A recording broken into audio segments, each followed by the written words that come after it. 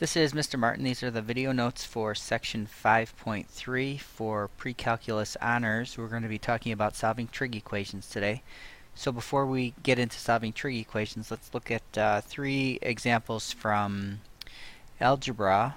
If you want to go ahead and pause the video and work these out on your own, feel free. I'm going to pause my video so that when you restart you'll see the solutions and then we'll talk about them. So go ahead and pause now.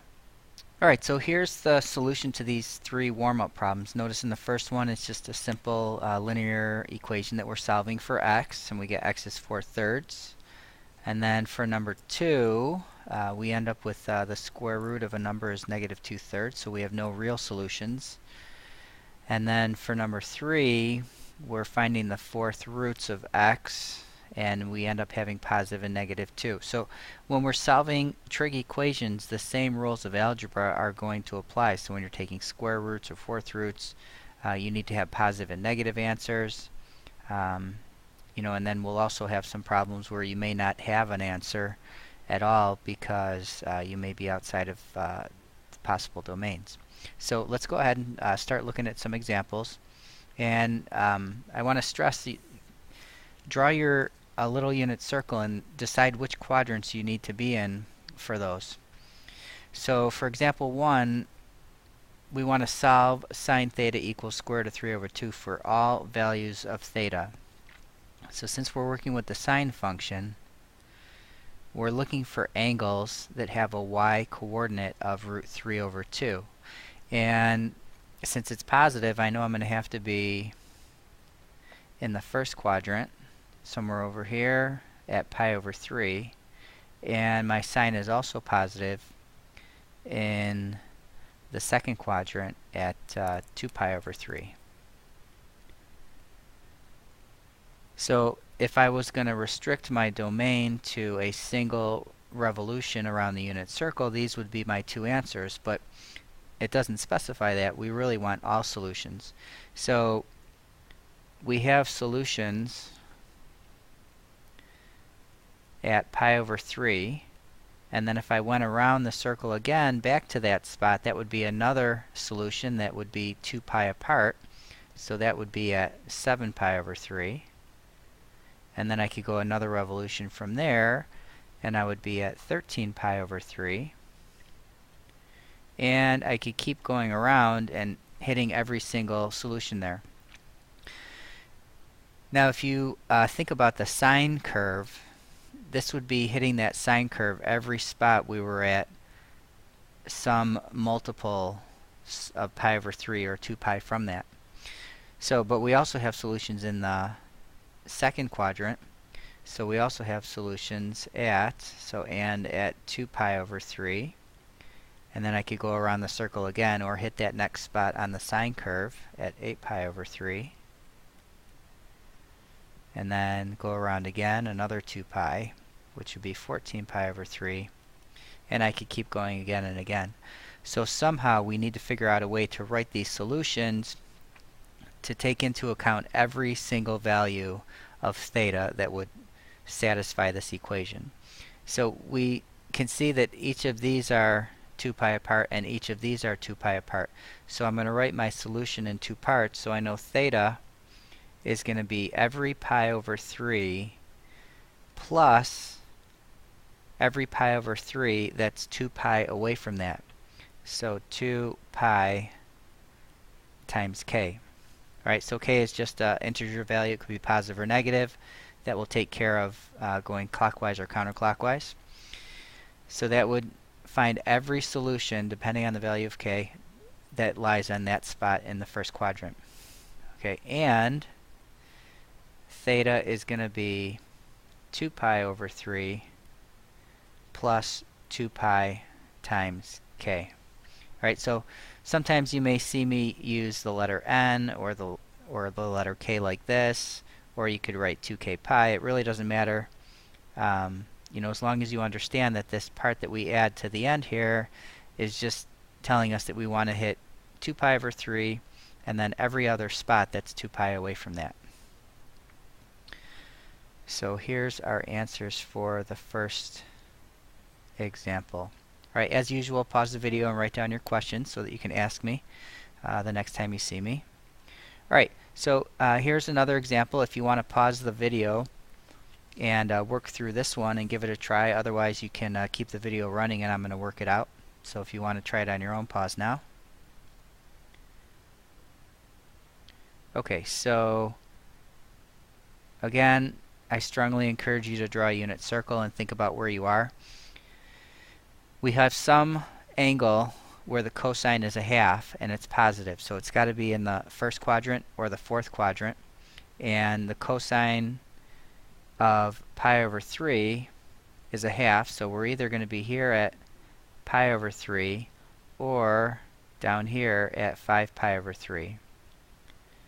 So we're going to go around and see when we hit solutions. So I hit one there, then I go around again and I hit one there.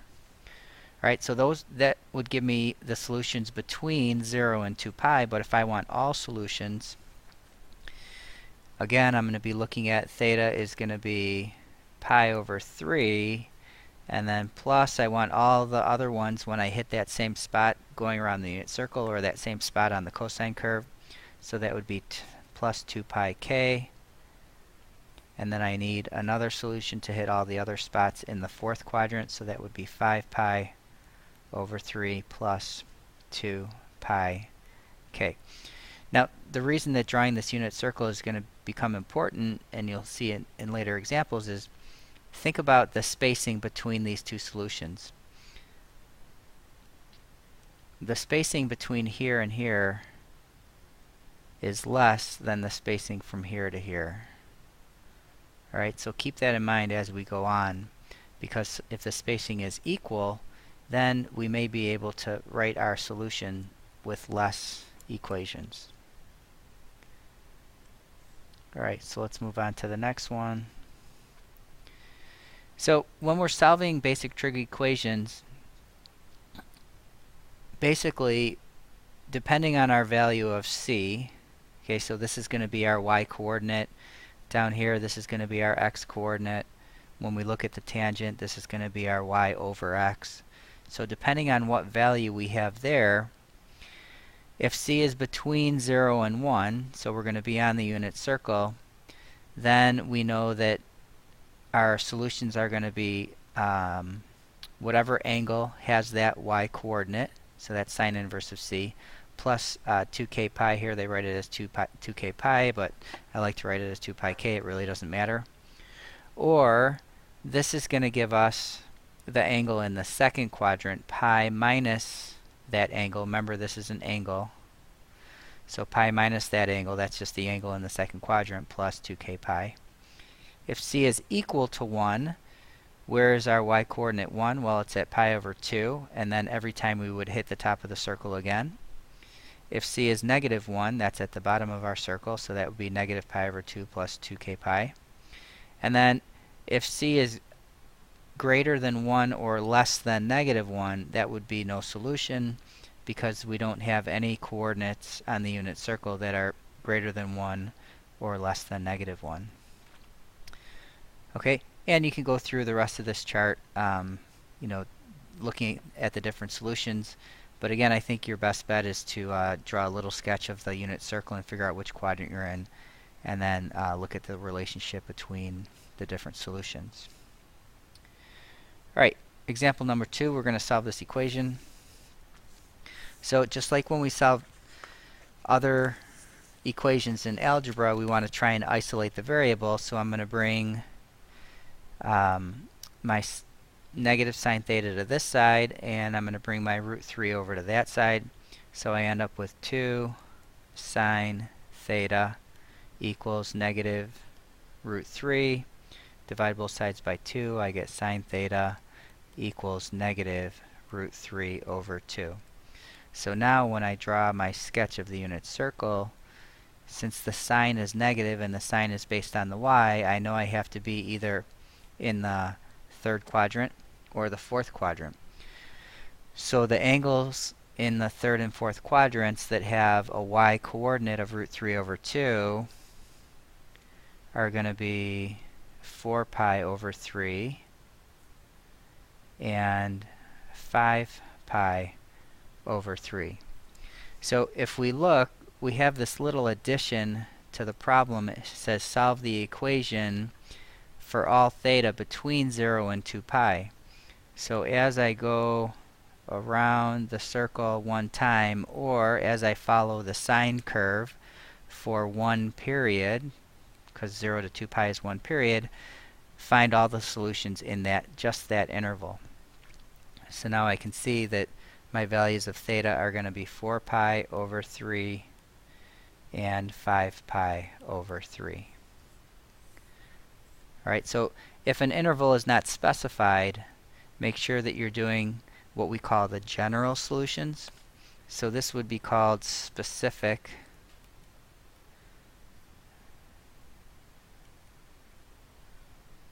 solutions. Alright, and then if I was going to write it in the other form,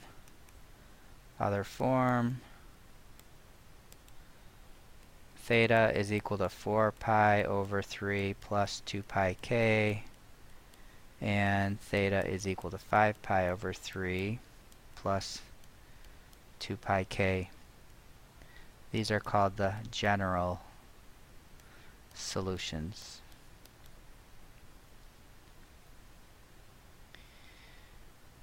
Alright, example number 3. Again, if you want to try these on your own, feel free to pause the video. I'm going to stop this video so it doesn't get too long and continue this in video number 2. But as always, if you have questions, make sure that you write them down so you don't forget, and ask me the next time I see you. So go ahead and continue on to video number 2.